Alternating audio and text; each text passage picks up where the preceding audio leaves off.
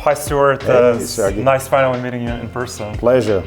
Just wanted to give you the floor, maybe to ask you a couple of questions. So first of all, for our listeners and viewers, why don't you introduce yourself, tell us what you do, what you're working on. All right, no problem.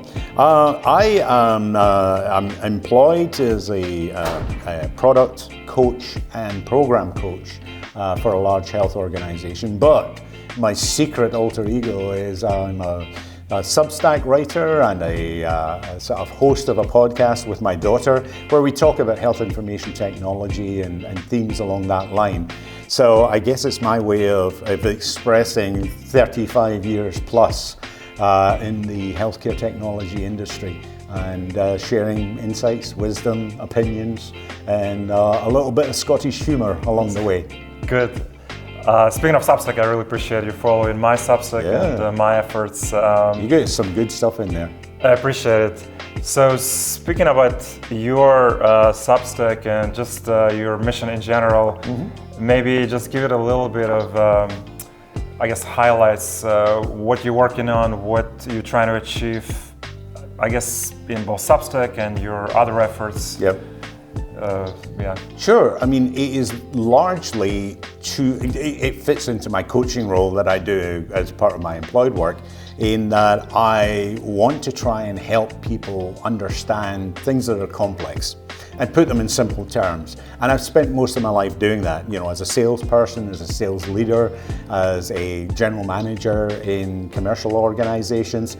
I've been very much about taking things that are complex and difficult and breaking it down to things that are much more understandable so that then people can actually action on it and be able to sort of try and achieve whatever their objectives are, whether it be personal career goals, whether it be achieving targets for their organization, whatever it might be.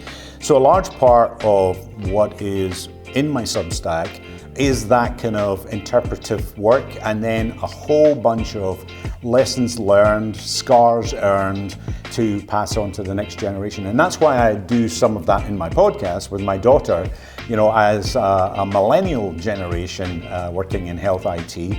As she said, "Dad, you've shared so much with me over the years, maybe we should just hit record." And so we did, and that's what led to the podcast. Whereas the writing is more of a solo effort. That's more me just trying to get stuff out of my head whenever I feel the inspiration. And you're a good source of that inspiration. I pick up on a lot of your commentary in terms of the impact of AI. Yeah, we're talking about AI Health Uncut. And actually, since we started talking about Substack and podcast, what's the name of your? HaverinAbout. So if you want to find me on Substack, it's haverin.substack.com. And if you're looking for me on YouTube or Apple Podcast, it's HaverinAbout, HAVERIN. And people will be able to find it. Now we can talk about this for hours, but the last question I have, maybe very briefly, we're on the outskirts of health conference. Yes. What do you do here? What are you trying to accomplish? What maybe surprised you? Just in a couple of words. Yeah. There's not much I've seen that has surprised me so far, because I think large amounts of it are already telegraphed out into the market. I do find that when you are very close to health information technology, coming to these events doesn't lead to massive ahas in terms of what you learn. It's more a question of looking at those trends and then trying to interrogate them a little bit further.